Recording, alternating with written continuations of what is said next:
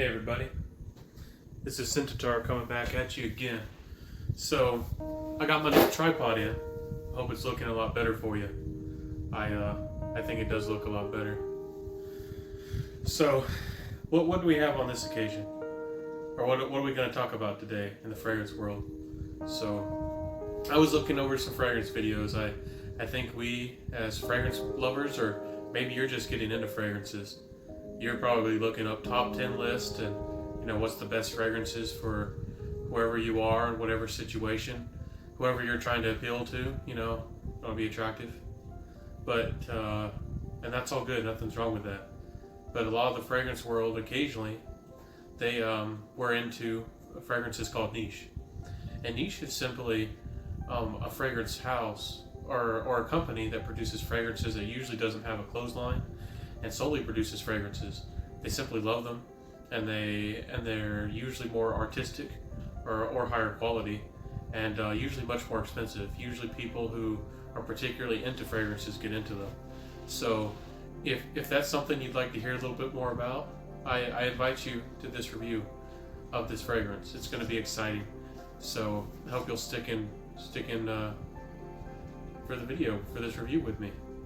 So what do I have here today? What kind of niche fragrance do I have? So I guess I'll give you a little bit of my story with niche first. Well, I got into designer fragrances like anybody else. The first fragrance I probably smelled was Acqua di Gio, like I talked about in one of my earliest videos so far. And it was a good fragrance, and nothing's wrong with designer fragrances. But after I had about 30 or so, I had already smelled Aventus at that point, but I started looking into more of them because I wanted something more artistic, or just something that was simply different. I still wanted it to be mass appealing. Don't get me wrong, some niche is particularly hard to wear, and some niche is more on the difficult side. Something that maybe, half of the people who smell it on you are going to dislike.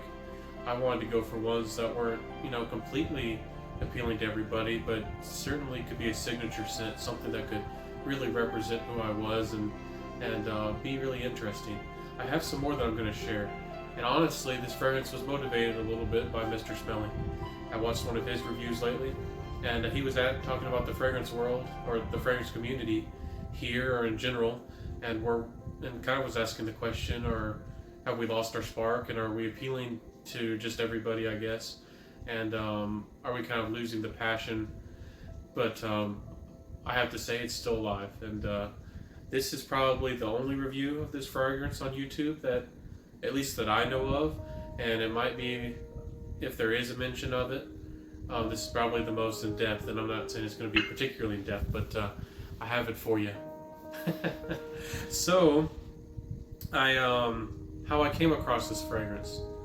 It's I had smelled Van Cleef and Arpels Midnight in Paris, and I liked it, but it was kind of at the time that prices were rising, and I like to get it, either I get a deal or I get something particularly special.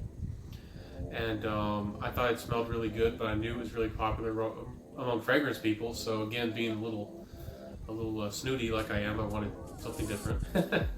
And so I started exploring, and I thought Van Cleef and Arpels was very nice.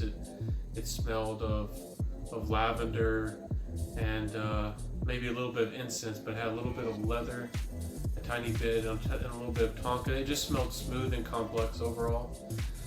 Easy to like. It really could get the attention if it was worn subtly, not too much, in the right situation.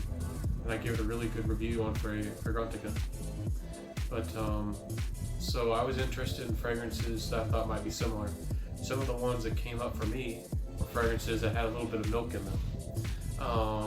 There was one by Costume National, I think it was called 32. It was very interesting. That one was very good. And it was almost one of the ones I settled on. But eventually I came across one that looked really interesting. There was few reviews of it, and I'm willing to adventure at times.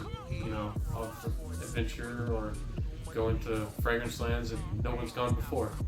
It's kind of what this review is. So I guess without further ado, the fragrance is called Moon Milk by Stora Skuga.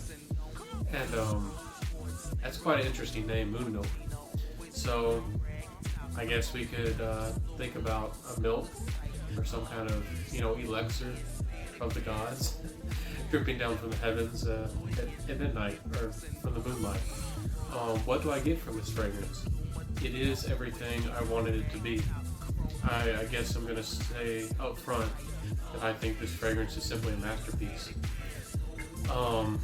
I get a little bit of a vibe of Van Cleef & Arpels, of Midnight in Paris, I do. But overall, I get a very creamy, very milky note. Other people say it's a sandalwood. If it's a sandalwood, it's the milkiest and the creamiest one I've ever smelled. I honestly don't know if it is sandalwood. It smells very smooth and complex. Kind of the vibe you get off of Oud Satin Mood, in a way. That feel, not the smell at all. But it smells very smooth, very charismatic, almost deep, but not all the way there. It's still smooth. And honestly, I haven't worn this out yet. I would save this for special occasions. I have a handful of niche back there. I think I have 4 bottles of niche and a decant of Aventus. So I'm still working on expanding my Armada inventory, whatever collection, whatever you want to call it. So I guess I can't show it to y'all. It's called Moon Milk. It comes in this, has a little sleeve, and it has a very simple but pretty box. It comes in here, and it has this little coffin type, and it has this little nice bottle with a kind of with a tan covered dome there. And I guess I can't say enough good about this fragrance. I'm gonna smell it real quick. Yeah. It smells like something somebody could wear that that would be a really special fragrance. So that's something that could be worn at night, like midnight. I definitely think it is unisex, but I would say, and maybe this is my personal bias because I like it so much, I think it leans slightly masculine. But there's nothing particularly there that would make it seem like it is so. So you're going to get something that's a very milky sandalwood. You're going to get a nice aromatic type of blend. A little bit that has a sense of maybe lavender. So again, something akin to nice seductive fragrance. It does seem to have a little bit of very complex and well blended, a little bit of a floral nature off the top. But overall, I mean, I just can't say enough good about this. I think I was the second person, or maybe I think I was the second to ever review it on Fragrantica, and I don't know how many people had ever smelled it before I ever did. So I'm bringing this to you, and this might be news to you. And if you're a niche lover, or if you're in the fragrance community, I invite you to share this video and get your nose on it. Get a sample if you can.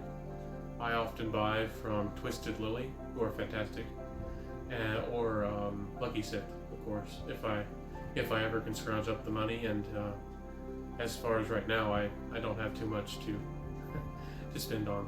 But again, this fragrance is fantastic.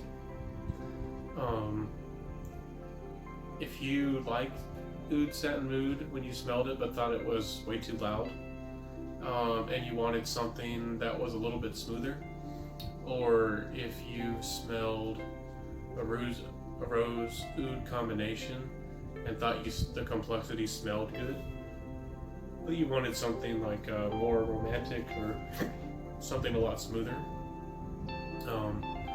I think this would do you really well. This certainly doesn't have oud or rose, don't get mistaken, but it does have that a little bit of some kind of special feel to it.